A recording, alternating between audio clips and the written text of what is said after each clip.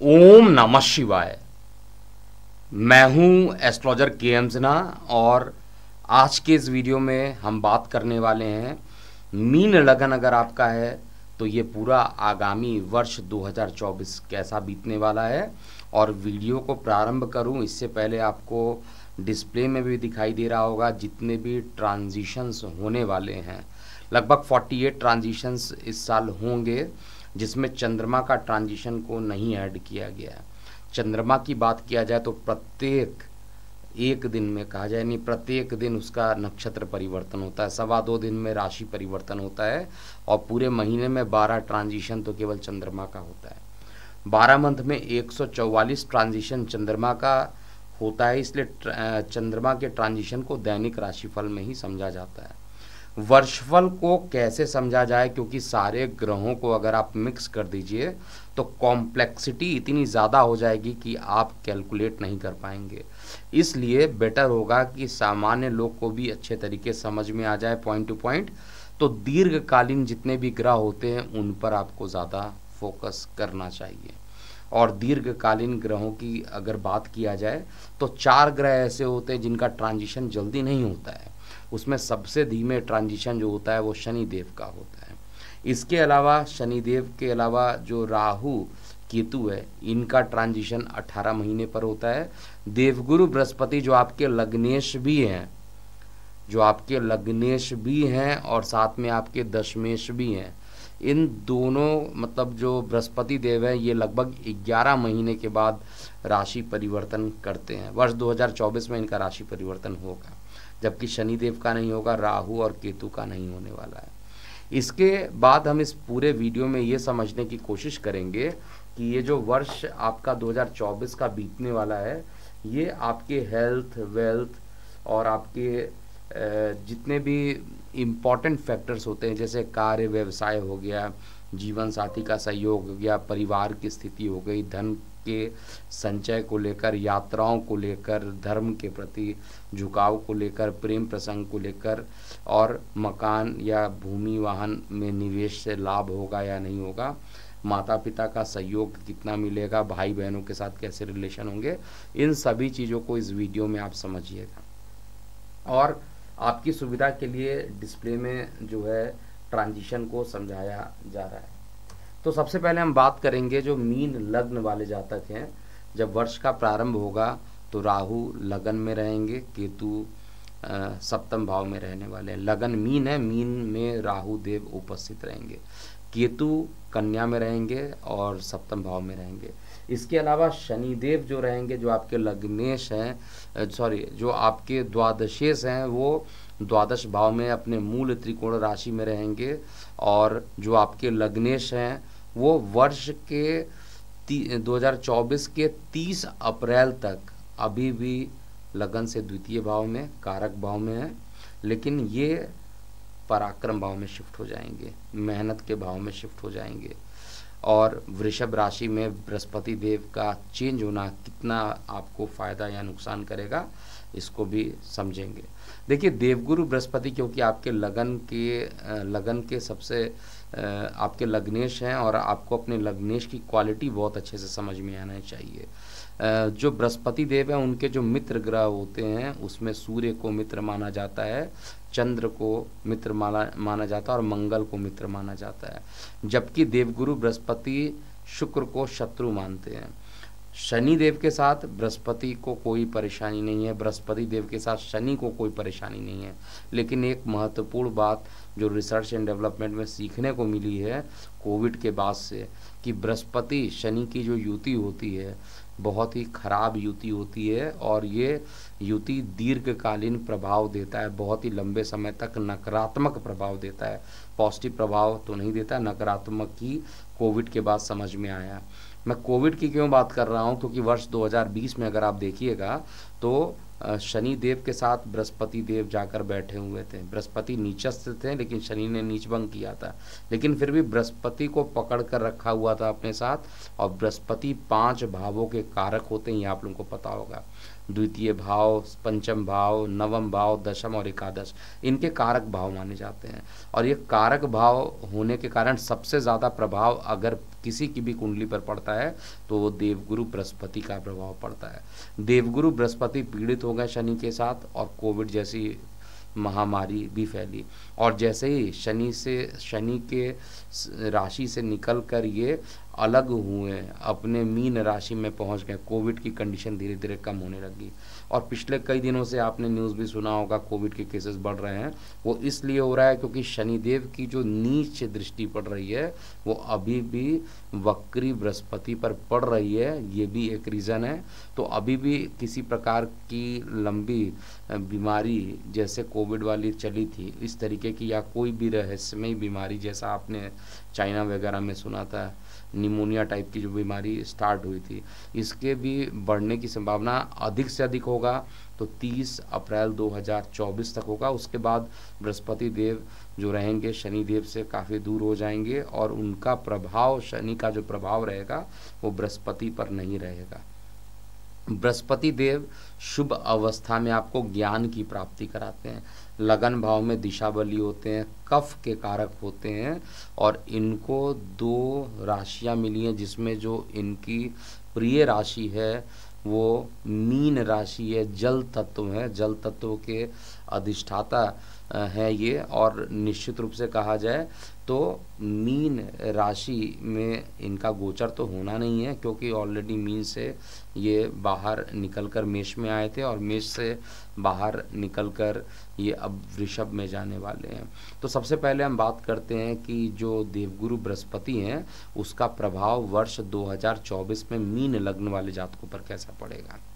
तो सबसे पहले हम ये देखेंगे कि जो देवगुरु बृहस्पति हैं वो कहाँ पर बैठे हुए हैं, आपकी बॉडी कहाँ पर बैठी है। क्योंकि लगन मतलब आपकी बॉडी हो गई, साक्षात आपका जो फिजिकल स्ट्रक्चर है, जो आप खुद हैं। लग्नेश मतलब जो आपके बॉडी को कंट्रोल करके रखता है, जिससे आप बने हुए हैं। सभी लोग किसी ना किसी ग्रह से बने होते हैं, ये ज्योतिषीय रूप से कहा जाता है।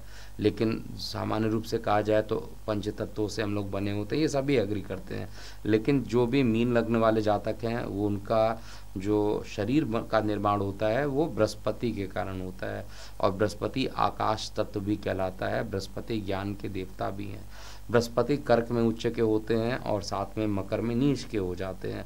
बृहस्पति वर्तमान में 30 अप्रैल 2024 से पहले तक लगभग आपके द्वितीय भाव में रहेंगे। परेशानी क्या कर रहे हैं यहाँ पर, क्योंकि द्वितीय भाव में बैठ गए और अष्टम को देख रहे हैं। इसका मतलब इनडायरेक्टली आप ये समझिए कि आपकी जो बॉडी अष्टम को देख रही है, क्योंकि आपके बॉडी का जो मालिक है लग्नेश है वो बृहस्पति है, वो अष्टम को देख रहा है, यानी आप खुद अष्टम को देख रहे हैं। और कभी भी अष्टम को कोई लग्नेश देखता है तो बाधाएं आती हैं, बहुत सारी रुकावटें आती हैं। और बृहस्पति क्योंकि अष्टम को देख रहा है तो उदर संबंधित बहुत सारी परेशानी हो सकती है, जो कि मीन लग्न वाले जातक हैं उनके लीवर में किसी प्रकार का इन्फेक्शन बढ़ जाना, ऐसा ज़रूर मैं चेक कर पा रहा हूँ। और ये मीन लग्न वाले जातकों को अपने लीवर रिलेटेड समस्याओं से को बहुत ज़्यादा सीरियस लेना चाहिए। नियमित रूप से कहा जाए तो गुरु का बीज मंत्र करना चाहिए और शुक्र से संबंधित मीठे चीज़ों का आपको दान करना चाहिए प्रत्येक शुक्रवार को, जिससे कि आपकी लाइफ बैलेंस्ड रहे। इसके अलावा जो बृहस्पति देव हैं वो आपके लगन से, क्योंकि पराक्रम भाव में जाएंगे, ना ही वो शनि से दृष्ट होंगे लेकिन केतु से दृष्ट होंगे। और केतु से दृष्ट होने के कारण केतु जब भी शनिदेव को, बृहस्पति देव को देखते हैं तो उनको पूरे तरीके से एक्टिवेट कर देते हैं, 4 गुना ज़्यादा प्रभाव उनका शुरू हो जाता है। और ऐसा ही नहीं होगा कि केवल केतु देवता बृहस्पति को देखेंगे, बृहस्पति भी केतु को देखेंगे। नवम पंचम योग बनेगा, चतुर्थ भाव में सुख भाव में जाकर नवम पराक्रम भाव में जो नवम पंचम योग बनेगा, क्योंकि केतु जो रहेंगे वो आपके सप्तम भाव में है। सप्तम भाव से लेकर नवम पंचम का योग ज़रूर यहाँ पर फॉर्मेशन होगा, और ये फॉर्मेशन आपके पराक्रम के लिए अच्छा है, आपके मेहनत के लिए अच्छा है, आपके छोटे भाई बहन यदि धर्म से संबंधित कोई कार्य करते हैं उनके लिए अच्छा है, आपके नेम फेम को बढ़ाने का जो काम होगा उसके लिए अच्छा है, और आपके छोटे भाई बहनों के लिए एक प्रकार से नई शुरुआत करना लाइफ का, उसके लिए भी देवगुरु बृहस्पति एक अच्छा परिणाम देने वाले हैं। देवगुरु बृहस्पति क्योंकि सप्तम स्थान को देखेंगे और केतु ऑलरेडी वहाँ पर विराजमान है, इसलिए विवाह जो है मीन लग्न वाले जातकों के लिए अभी नहीं हो सकता है। आप कितनी भी कोशिश कीजिए जल्दी विवाह नहीं तय होगा। ये जो फैक्ट है उसको एक्सेप्ट करना पड़ेगा कि परेशानी होगी, क्योंकि बृहस्पति का जो काम होता है वो ज्ञान का होता है, और मैरिज लाइफ के लिए जो कारक होते हैं वो शुक्र देव होते हैं। तो जो शुक्र का काम है वो बृहस्पति थोड़ी ना करेंगे। और साथ में केतु को भी देखेंगे तो एक्टिवेटेड केतु से भी रहेंगे, और केतु को देखेंगे तो निश्चित रूप से अगर आपकी मैरिज हो चुकी है तो आप भी धार्मिक रहेंगे, आपके जीवन साथी भी धार्मिक रहेंगे, और कई प्रकार के धार्मिक कार्यों में आप लोगों का इन्वॉल्वमेंट बढ़ा चढ़ा रहेगा। इसके अलावा आपके जो बड़े भाई बहन हैं उनके लिए जो केतु है वो भी अच्छा ही परिणाम देने वाला है। हालांकि आय के लिए तो मैं कहूँगा कि रिज़ल्ट ओवरऑल अच्छा रहेगा, लेकिन खर्च जो होगा इस साल काफ़ी ज़बरदस्त खर्च होने वाला है। खर्च को आपको मेंटेन करके रखना चाहिए। बृहस्पति की जो 7वीं दृष्टि पड़ेगी वो धर्म भाव पे पड़ेगी, पिता के भाव पर पड़ेगी। तो अगर पिता को किसी प्रकार की समस्या चल रही थी बहुत दिनों से, तो वो समस्या लगभग 1 मई 2024 के बाद समस्या अंत होगा और पिता स्वस्थ होना प्रारंभ कर देंगे। और धर्म के प्रति झुकाव तो मैं आपको बता ही रहा हूँ कि इस साल सबसे ज़्यादा अगर कोई लगन जो धर्म के प्रति झुकाव करेगा तो वो मीन लगन बनेगा। वैसे भी बृहस्पति का लग्न है, आप सामान्यतः धार्मिक तो होते हैं, धर्म को मानते हैं, और धर्म के प्रति झुकाव भी आपका बहुत तेजी से बढ़ेगा। तो ये सारी चीज़ें जो है मुझे चार्ट में स्पष्टता दिख रही है। इसके अलावा अगर हम बृहस्पति देव की बात किया जाए, इनकी नवम दृष्टि भी होगी, और इनकी नवम दृष्टि भी इनकम को देखेगी, केतु की भी पंचम दृष्टि इनकम को देखेगी। तो बड़े भाई बहन के साथ, परिवार के साथ एक धार्मिक यात्रा आप कर सकते हैं, माता पिता के साथ आप धार्मिक यात्रा कर सकते हैं। तो धर्म के प्रति झुकाव बढ़ना तय है जितने भी मीन लगन वाले जातक हैं। और बृहस्पति देव का जो प्रभाव रहेगा आपके पराक्रम को भी बढ़ाएगा। जो परेशानी चल रही थी फंड्स में, उस फंड्स को बचाने की भी कोशिश करेंगे बृहस्पति देव, लेकिन खर्च पर अगर आपने कंट्रोल नहीं किया तो फिर आपकी आर्थिक स्थिति में कुछ परेशानियां भी हो सकती है। मैक्सिमम परेशानी तो 30 अप्रैल 2024 तक होने वाली, लेकिन उसके बाद धीरे धीरे करके जो समय होगा वो आपके फेवर में होने वाला है। अब हम बात करते हैं शनिदेव का प्रभाव क्या रहेगा। देखिए, शनिदेव जो हैं अभी भी द्वादश भाव में बैठे हुए हैं, अपने मूल त्रिकोण राशि में बैठे हुए हैं। मूल त्रिकोण राशि में शनिदेव का बैठना और उनकी जो दृष्टि पड़ रही है वो नीच दृष्टि परिवार पे पड़ रही है, धन पे पड़ रही है। इसलिए परिवार में धन का जो संग्रह होगा वो बहुत अच्छा नहीं होगा, और परिवार जो आपके रहेंगे उसमें भी अलगाव हो सकता है। आप जैसे आप फैमिली के साथ रह रहे हैं लेकिन आप कहीं और रह रहे हैं, आपकी फैमिली किसी और जगह पर रह रही है, किसी भी कारणवश, चाहे वो आपके कार्य व्यवसाय के लिए आपका ट्रांसफ़र हो गया, आप दूसरे जगह चले गए, इन सभी चीज़ों के लिए ये सारी कंडीशन इस साल एप्लीकेबल हो रही है। ये हालांकि पिछले साल से ही लगभग मीन लग्न में चल रहा है, लेकिन अभी भी जो परिवार का जो सुख है वो शनिदेव नहीं देने वाले हैं, अभी भी अलगाव करके ही रखेंगे। इसके बाद शनिदेव की जो दृष्टि पड़ रही है द्वादश भाव में बैठ के, लिटिगेशन हो गया, लीगल मामले हो गए, उसमें आपको सफलता ज़रूर शनिदेव करेंगे। स्वास्थ्य जो रहेगा आपका अच्छा रहेगा, स्वस्थ आप रहिएगा, कोई दिक्कत नहीं रहेगी। हालांकि जीवन साथी को लेकर किसी प्रकार का स्वास्थ्य में गिरावट होता हुआ दिख रहा है, लेकिन आपका स्वास्थ्य जो रहेगा एटलीस्ट ठीक रहने वाला है। और शनिदेव की जो दृष्टि पड़ रही है वो भाग्य भाव पर भी पड़ेगी, और भाग्य भाव पर शनि की दृष्टि पड़ना और इधर से बृहस्पति देव उसको कंट्रोल भी कर रहे हैं। तो हर तरीके से भाग्य का सपोर्ट आपको मिलेगा, और भाग्य अगर सपोर्ट करेगा तो आर्थिक मामलों में सफलता भी आपको मिलने वाली है। तो शनि देव का जो प्रभाव है केवल कुटुंब के लिए धन को लेकर, ये जो निगेटिव प्रभाव है वर्ष 2024 में भी निश्चित रूप से कंटिन्यू रहने वाला है। अब उपाय क्या किया जाए, क्योंकि अगर धन ही नहीं आएगा, संग्रह नहीं होगा, मैं ये नहीं कह रहा हूँ कि धन नहीं आएगा, धन आएगा लेकिन खर्च होगा, किसी ना किसी नए काम पर खर्च हो जाएगा।